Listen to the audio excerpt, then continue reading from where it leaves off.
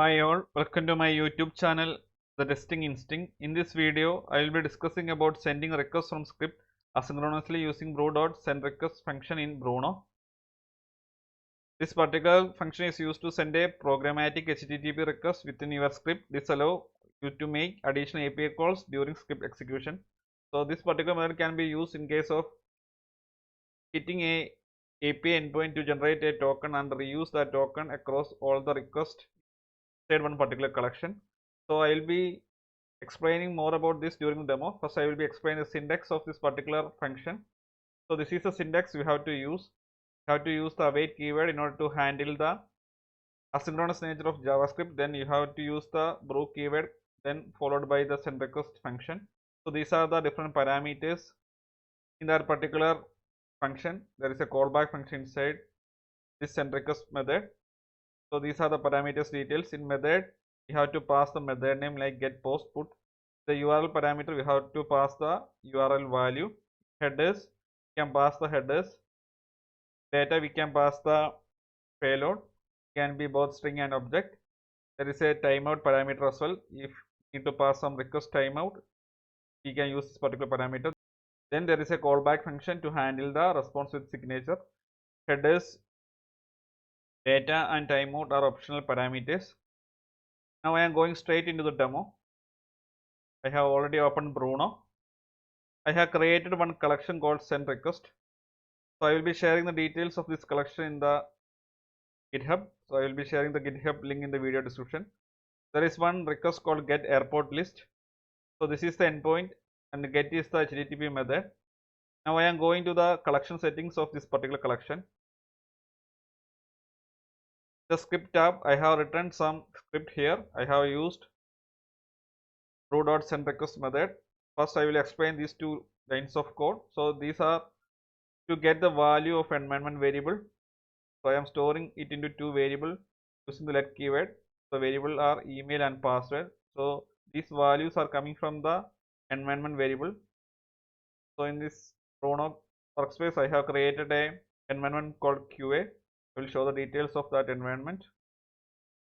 I am clicking on configure. You can see I have mentioned the email and password value for my airport gap website account. So I have used these environment variables as secret variables.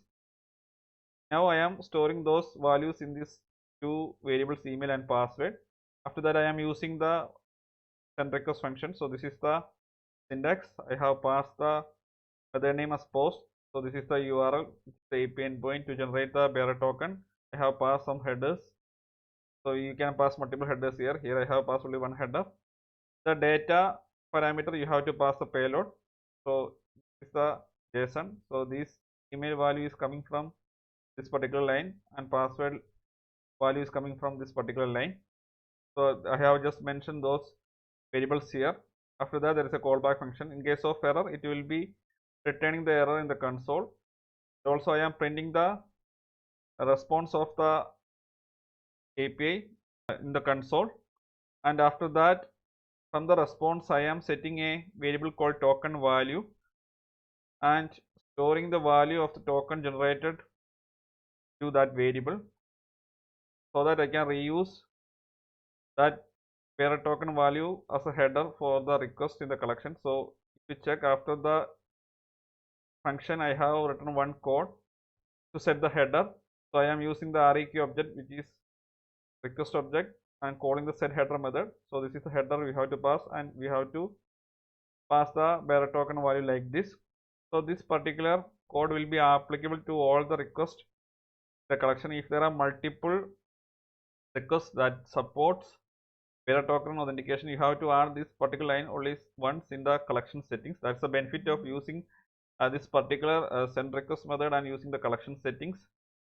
Now I am going to hit this request. Before that I am opening the console as well. I am clicking view tab and clicking the toggle developer tools option. I am sending the request. You can see the value of token generated, and we have got the response as well.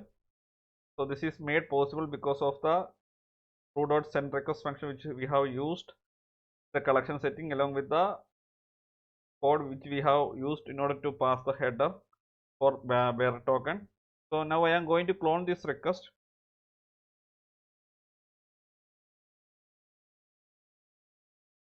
So if there are multiple requests that support bearer token authentication in a collection, there is no need to add the token generation logic usually in each request. You can do that in collection settings. You have to write that code only once, and you can pass the bearer token value as a header in the collection setting itself.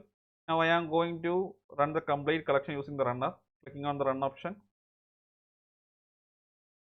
I am clicking the run collection option. You can see that the collection got executed without any errors.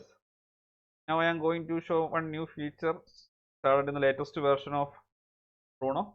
So if you hit this request, so earlier we can only see the response in the horizontal layout. Now there is an option to see the response in vertical layout as well. So this is a new feature added in Bruno's latest version. So just click on this switch to vertical layout. You can see the response in the vertical layout as well. If you want to switch again, you can click on this particular option again. You can see, you can switch to horizontal layout again. So I hope this particular session was very useful to everyone. If you find this video interesting, please consider subscribing the channel. Please like, share and comment on the video. Thanks for watching and keep learning.